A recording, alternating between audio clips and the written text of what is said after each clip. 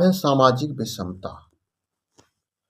तो जैसा कि शब्द से ही स्पष्ट है, समाज में विषमता और इसका बहिष्कार सामाजिक कैसे है? मतलब कहा गया है कि समाज में जो विषमता है और जो बहिष्कार है वो समाज के अंग कैसे हो सकते हैं। तो सही बात है, जो समाज में विषमता है, सामाजिक में भिन्नता है, सामाजिक से जो बहिष्कार किए जाते हैं, इसके लिए 3 कारण उत्तरदायी होते हैं। सामाजिक विषमता और बहिष्कार सामाजिक इसलिए है क्योंकि ये व्यक्ति से नहीं बल्कि समूह से जुड़े होते हैं। ये सामाजिक है, ये आर्थिक नहीं। यद्यपि सामाजिक तथा आर्थिक असमानता एक साधारण संबंध होता है, ये व्यवस्थित एवं रचनात्मक है। सामाजिक असमानता का एक निश्चित स्वरूप है। तो सामाजिक विषमता बहिष्कार सामाजिक कैसे हो सकते हैं, तो इसका अर्थ आपको मिल गया होगा। तो सामाजिक विषमता क्या है?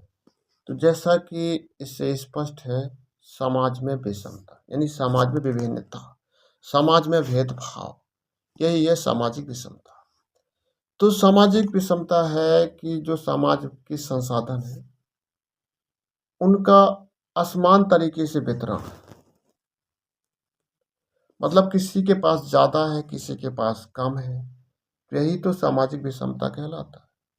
तो सामाजिक संसाधनों का असमान तरीके से वितरण ही सामाजिक विषमता कहलाता है। जैसे कुछ लोगों के पास ज़्यादा धन दौलत है, अच्छी शिक्षा है, अच्छे कीमती साधन है, लेकिन कुछ लोगों के पास है ही नहीं, यही तो सामाजिक विषमता कहलाता है। इसके 3 रूप होते हैं। जो सामाजिक संसाधन है, सामाजिक संसाधनों को पूंजी के 3 रूपों में विभाजित किया जा सकता है। आर्थिक पूंजी, पूंजी क्या है? आर्थिक, ये भौतिक संपत्ति है, आय है। सांस्कृतिक पूंजी, सांस्कृतिक पूंजी क्या है? जो मान सम्मान मिलता है, शैक्षणिक योग्यता है, ये सांस्कृतिक पूंजी है। सामाजिक पूंजी तो सामाजिक संगतियां हैं, संपर्कों का जाल है। इन तीनों में तो असमानता है। आर्थिक पूंजी क्या होता है? पैसा, दाम, जमीन जायदाद, ये सब क्या है? आर्थिक पूंजी है। सांस्कृतिक पूंजी, जो लोग अच्छे होंगे, जिनके पास पैसा ज़्यादा होगा, जिनके पास बहुत अच्छे अच्छे साधन होंगे, तो उनकी प्रतिष्ठा आर्थिक होगी, वो अच्छी अच्छी शैक्षणिक योग्यता उनके पास होगी। सामाजिक पूंजी तो उनकी अच्छी सामाजिक संगति होगी, अच्छे लोग, बड़े बड़े लोग उनके संपर्क में होंगे, तो ये सामाजिक पूंजी है। तो पूंजी के ये 3 रूप हैं जो आपस में समान होते हैं, लेकिन हम एक दूसरे के रूप में इन्हें बदल सकते हैं। जैसे कि जो अच्छा एक धनी परिवार है, वो सबसे अच्छी शिक्षा प्राप्त करता है और संस्कृति और शैक्षणिक रूप भी दे सकता है और सामाजिक की संगतियां भी अच्छी दे सकता है। तो ये पूंजी के तीनों रूप दे सकता है जिसके पास अच्छे बड़े लोग हैं, लेकिन जो कुछ गरीब लोग हैं वो ये तीनों नहीं दे सकते। इसलिए समाज की ये विषमता है जो हमेशा हम प्रतिबिंबित करती रहती हैं, दिखाती रहती हैं। जैसे कोई व्यक्ति ज़्यादा बुद्धिमान है, प्रतिभावान है, तो अपने लिए कठोर परिश्रम करके ये सभी पूंजी कमा सकता है, आर्थिक, सांस्कृतिक, सामाजिक। लेकिन जो व्यक्ति बुद्धू है वो ये सब पूंजी नहीं कमा सकता। इसलिए ये सामाजिक विषमता का एक रूप ही है। अब क्या है, अभी छोटा क्वेश्चन है, सामाजिक स्तरीकरण। तो सामाजिक स्तरीकरण क्या है? तो समाज का स्तरीकरण यानी कि जातियों में बंटना, वर्गों में बंटना, यही तो सामाजिक स्तरीकरण है। वह व्यवस्था है जिसमें समाज के लोगों का वर्गीकरण करते हुए एक अधिक्रमित रचना उन्हें श्रेणीबद्ध करती है। उन्हें समाज शास्त्रीय समाज के स्तरीकरण कहलाता है। इस प्रकार जो संरचना है व्यक्तियों की पहचान तथा उनके अनुभव उनके अन्य व्यक्ति संबंधों के साथ संसाधन अवसरों तक उनकी पहुंच को आकार प्राप्त करते हैं। कुछ विद्वानों की जो परिभाषा है सामाजिक स्त्रीकरण की, वो हम देख लेते हैं।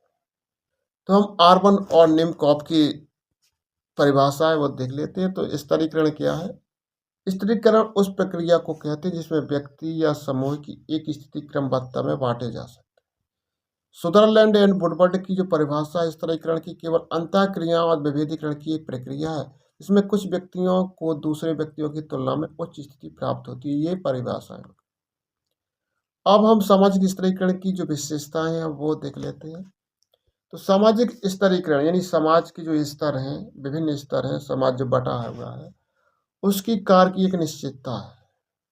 जो प्रत्येक जाति अपना अपना कार्य अलग तरीके से करती है, इनका कार्य निश्चित होते हैं। बनिया है तो व्यापार करेगा, ब्राह्मण है तो पूजा पाठ करेगा, यही तो सामाजिक स्तरीकरण है ना।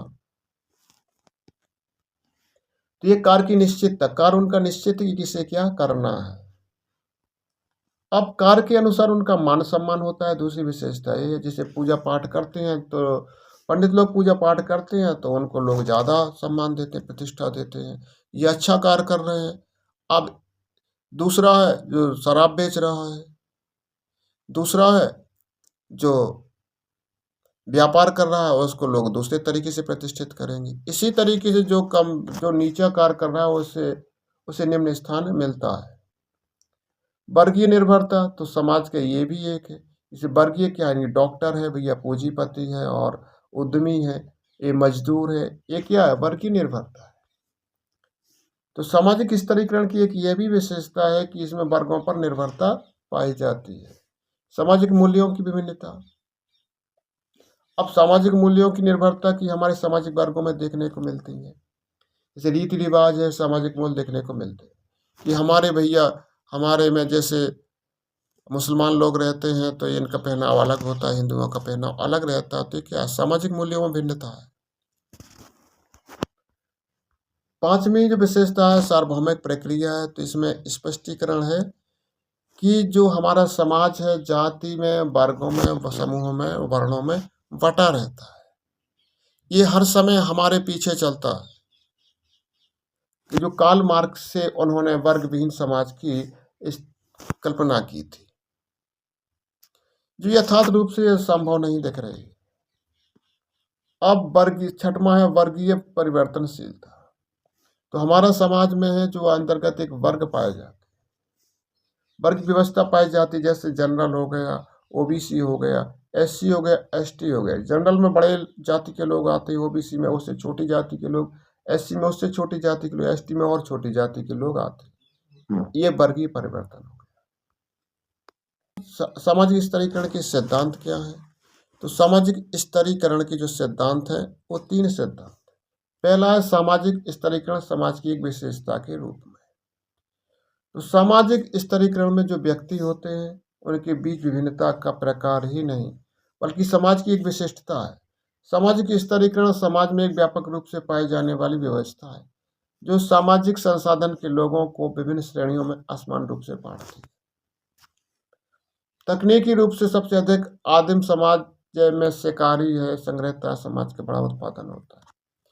तो सामाजिक स्तरीकरण में समाज की एक विशेषता है कि ये व्यापक रूप से हमारे समाज में फैली है, जिसमें अलग अलग जाति के लोग रहते हैं और अलग अलग श्रेणियां बटी रहती हैं।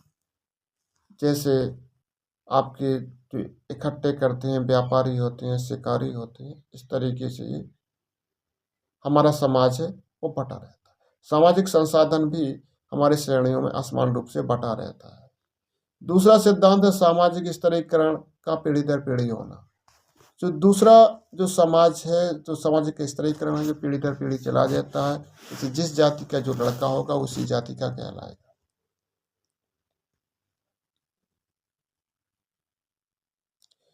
लेकिन सामाजिक स्तरीकरण को पीढ़ी दर पीढ़ी से खत्म करना है तो अंतर जाति विवाह होता है, जिससे ये धीरे धीरे कम होता चला जाता है। ये सामाजिक स्तरीकरण का पीढ़ी, सामाजिक स्तरीकरण मतलब सामाजिक भेदभाव का पीढ़ी दर पीढ़ी होना। आप समझ सकते हैं कि क्या है। विश्वास की विचारधारा का समर्थन होता है, जैसे विश्वास का विचारधारा सामाजिक स्तरीकरण को विश्वास एवं विचारधारा द्वारा भी समर्थन मिलता है। एक सामाजिक स्तरीकरण की कोई व्यवस्था तब तक पीढ़ी दर पीढ़ी नहीं चल सकती जब तक व्यापक रूप से इसे माना ना जाए। या तो न्याय संगत है या अपरिहार्य। उदाहरण के लिए जाति व्यवस्था को हम धार्मिक कर्मकांडियों दृष्टिकोण से शुद्धता अशुद्धता के आधार पर न्यायोचित ठहराया जाए। अब विचारधारा है, इसमें ये कहा जाता है जैसे ब्राह्मण कुल में जन्म लिया तो भैया वो उच्च जाति का हुआ, दलित कुल में जन्म लिया तो दलित जाति का होगा। इस तरीके से विश्वास है, विचारधारा बनती चली आई है, तो ये इससे इसको समर्थन मिलता है। तो हम सामाजिक विषमता को तो देख ही चुके हैं, बहिष्कार क्या है, पूर्वाग्रह क्या है। तो सामाजिक विषमता इसको हम देख लेते हैं, छोटे छोटे क्वेश्चन इससे बनेंगे। तो हम देख लेते हैं पूर्वाग्रह। तो पूर्वाग्रह क्या है? एक व्यवहार होता है। पूर्वाग्रह एक समूह के सदस्यों द्वारा दूसरे समूह के बारे में विचारों व्यवहार होता है। पूर्वाग्रह शब्द का शाब्दिक अर्थ होता है पूर्व निर्णय, अर्थात वह धारणा जो बिना विषय को जाने और उसके तथ्यों को जांचे शुरुआत से ही बना ली जाती है। एक पूर्वाग्रहित व्यक्ति पूर्व कल्पित विचार प्रमाण साक्ष्य के विपरीत सुनी सुनाई बातों पर आधारित होते हैं। यह नई जानकारी प्राप्त होने के पश्चात बदलने से इनकार करते हैं। और पूर्वाग्रह मतलब वो बातें होती हैं जो बिना किसी तथ्य के, बिना किसी जानकारी के हम अपने मन के अंदर बना लेते हैं। जैसे एक जाति के सदस्य दूसरी जाति के सदस्य के प्रति अवधारणा बना लेते हैं। जैसे ऊंची जाति के लोग हैं छोटी जातियों के प्रति अपना एक विचार बना लेते कि ये लोग छोटी जाति की ही हैं, बल्कि इसके अब वो छोटी जाति कैसे हैं, आप बड़ी जाति कैसे हैं, तो इसका क्या प्रमाण है, क्या तथ्य है इसका, तो ये पूर्वाग्रह कहलाता है। पूर्वाग्रह नकारात्मक भी हो सकते हैं और सकारात्मक भी हो सकते हैं। तो सकारात्मक वह पूर्वाग्रह हैं जैसे हम बड़े लोगों के साथ समझ लेते हैं ये तो हमेशा पवित्र ही रहते हैं, चाहे वो जो कुछ भी करें, चाहे जितने गंदे काम करें, हमने जब धारणा बना ली है तो मतलब बना ली। जैसे ऊंची जाति का लोग दारू पी के डला रहता है, मांस खाता है, मतलब नकारात्मक क्रिया करता है, बुरी क्रिया करता है, फिर भी हमने मन के अंदर जो धारणा बैठा ली कि तो लोग पवित्र हैं, शुद्ध हैं, तो वो शुद्ध ही है। तो एक सकारात्मक अवधारणा है। नकारात्मक अवधारणा जब छोटी जातियों के मध्य हम बना लेते हैं कि ये श्रेष्ठ नहीं है, इनका कार्य ही गंदा काम करना होता है, तो एक नकारात्मक अवधारणा बना ली जाती है समाज के प्रति, जातियों के प्रति, समूह के प्रति। तो ये दोनों प्रकार का पूर्वाग्रह हो सकता है। नेक्स्ट पॉइंट है कि पूर्वाग्रह अधिकतर एक समूह के बारे में अपरिवर्तनीय, कठोर और रूढ़िबद्ध धारणाओं पर आधारित होते हैं। तो वो सही बात है कि जो पूर्वाग्रह है, मतलब पूर्वाग्रह का नियम है जो रूढ़िबद्ध होता है, परंपरा से बनता चला आ रहा है कि ये लोग ये कार्य करेंगे, ये लोग नीची जाति की, इनसे छुबो नहीं, नहाना पड़ेगा, ये पड़ेगा। तो ये क्या है? सब पूर्वाग्रह। जैसे महिलाओं को कमज़ोर समझ लिया जाता है, महिलाओं को अशुद्ध समझ लिया जाता है, तो और किसी जाति के विशेष के बारे में छोटा बड़ा समझ लिया जाता है, वर्ग के बारे में एक विशेष समझ लिया जाता है। तो ये क्या है? तो पूर्वाग्रह अपरिवर्तनीय, कठोर और रूढ़िबद्ध तरीके से हमारे समाज में पैर जमाए हुए हैं, चले आ रहे हैं। अब नेक्स्ट पॉइंट है पूर्वाग्रह का कि भारत जैसे देश में जो बहुत समय तक उपनिवेश रहा है, तो रूढ़िबद्ध विचार उपनिवेशकों की देन है। कुछ समुदायों को वीर प्रजाति की संज्ञा दी गई है, कुछ को कायर की, कुछ को पुरुषहीन की और कुछ को दगाबाज कहा गया है। ये समुदाय से आलसी और चालाक कहा जाता है। ये क्या है? पूर्वाग्रही तो है। कोई आदमी को आलसी कह दिया जाता है, किसी को चालाक कह दिया, किसी धोखेबाज किया जाता है, किसी को कायर बोल दिया जाता है। तो ये सब क्या है? रूढ़िबद्ध विचार हैं, औपनिवेशकों की देन है जो हमारे देश में राज करते रहे।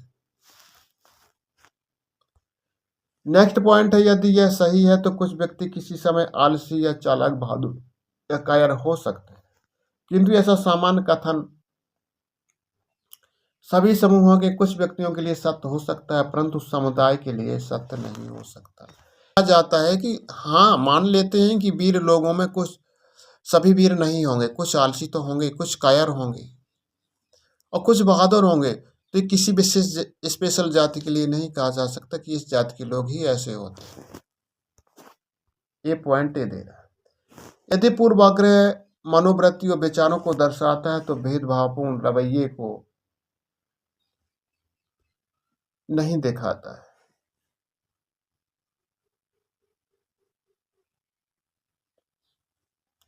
क्योंकि जैसे कुछ लोगों के जाति विशेष होते हैं कि हम तुम्हें नौकरी नहीं करने दे सकते, हम तुम्हें चाय नहीं बनाने दे सकते, तो ये क्या है सब?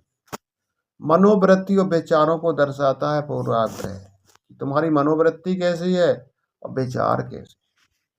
नेक्स्ट पॉइंट यह भेदभाव। भेदभाव को प्रमाणित करने का कठिन कार्य है। तो बहिष्कार क्या है कि जब कोई बड़ी जाति अपनी छोटी जाति या छोटे समूह या छोटे व्यक्तियों को घुलने मिलने से रोक रखती है तो बहिष्कार ही होता है।